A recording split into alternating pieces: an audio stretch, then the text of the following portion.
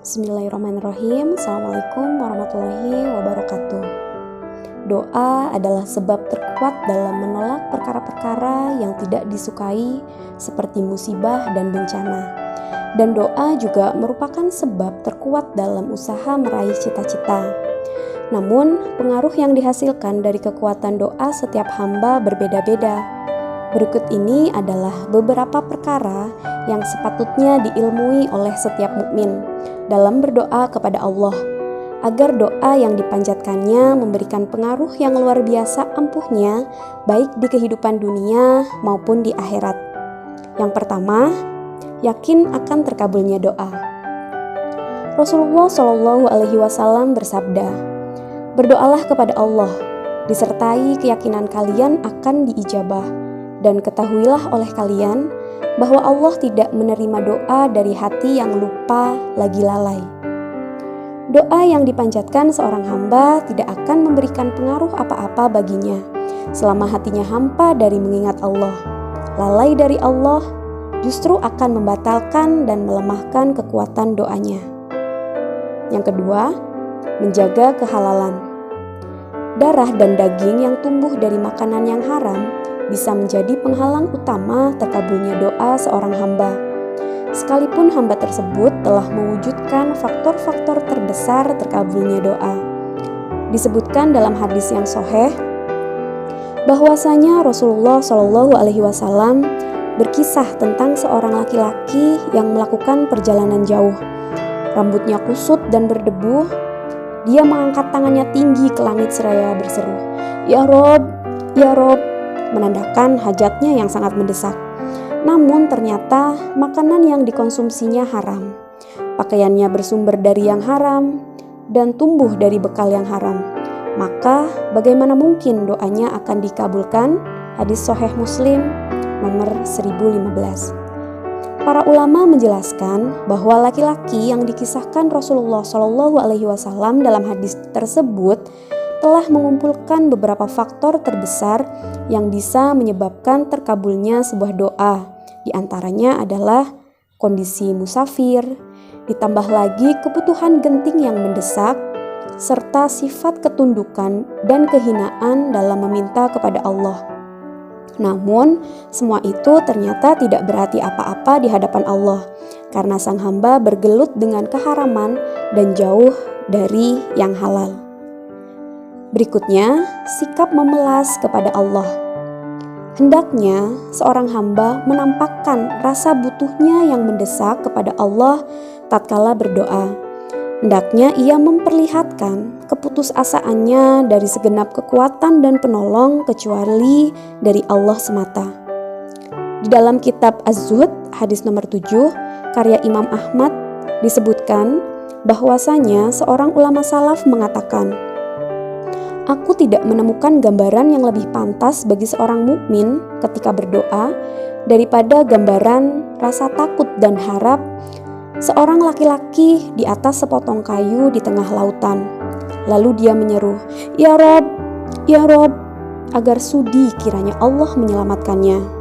Yang berikutnya, jangan tergesa-gesa dan putus asa. Janganlah seorang hamba berprasangka buruk kepada Allah dengan menganggap doanya lambat terkabul atau tidak dijawab sama sekali, sehingga ia menyerah dan berputus asa dari doa.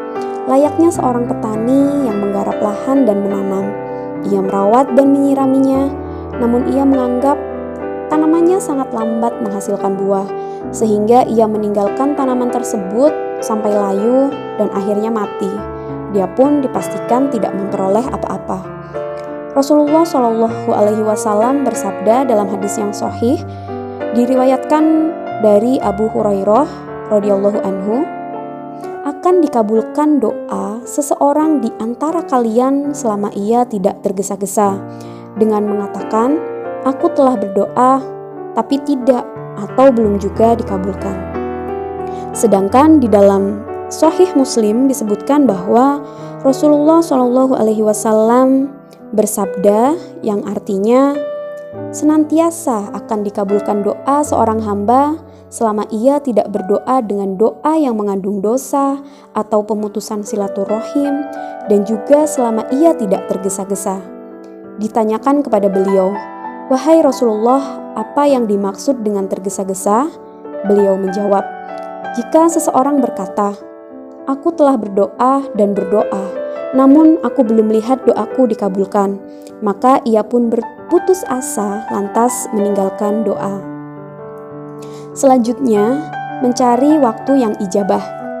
Di antara waktu-waktu terkabulnya doa berdasarkan dalil yang sahih adalah sepertiga malam yang akhir, waktu antara azan dan iqomah, pada saat turun hujan, saat sujud dalam sholat, dan tentu saja pada saat berpuasa di bulan Ramadan seperti sekarang ini. Sebagaimana disebutkan dalam hadis, ada 3 orang yang berdoa tidak akan ditolak. Seseorang yang berpuasa hingga ia berbuka, pemimpin yang adil, dan doanya orang-orang yang terzolimi. Dan yang terakhir adalah berdoa dengan menyebut Asma'ullahil Azam. Doa akan semakin kuat pengaruhnya jika dihiasi dengan Asma'ullahil Azam, yaitu nama-nama Allah yang istimewa dan agung. Saat kita memohon untuk dilimpahkan rezekinya, untuk diberkahkan rezekinya, sepatutnya kita memuji nama Allah dengan menyebut sifat-sifat Allah yang Maha Pengasih, Maha Penyayang, Maha Pemberi, agar kita bisa semakin dekat dengan cara kita merayu Allah dengan memuji nama Allah. Dan hal itu sudah dijelaskan oleh Rasulullah SAW dengan hadisnya, "Demi Allah yang jiwaku dalam genggamannya, sungguh ia telah meminta kepada Allah dengan namanya yang agung, yang mana jika dia diminta dengan nama tersebut, niscaya akan diijabah. Dan jika dia dimohon dengan nama tersebut, niscaya dia akan memberi." Sahih Sunan Ibnu Majah, Albani. Sekian, itulah beberapa sumber-sumber kekuatan doa. Semoga kita semua bisa mengaplikasikan, kita bisa memulainya agar doa-doa yang kita panjatkan akan selalu diijabah, terutama di bulan Ramadan ini. Banyak-banyaklah kita berdoa, memohon segala kebaikan untuk diri kita sendiri, untuk keluarga kita, untuk saudara-saudara kita, untuk negara kita, dan untuk semua kaum muslimin di seluruh Indonesia, di seluruh dunia. Terima kasih. Wassalamualaikum warahmatullahi wabarakatuh.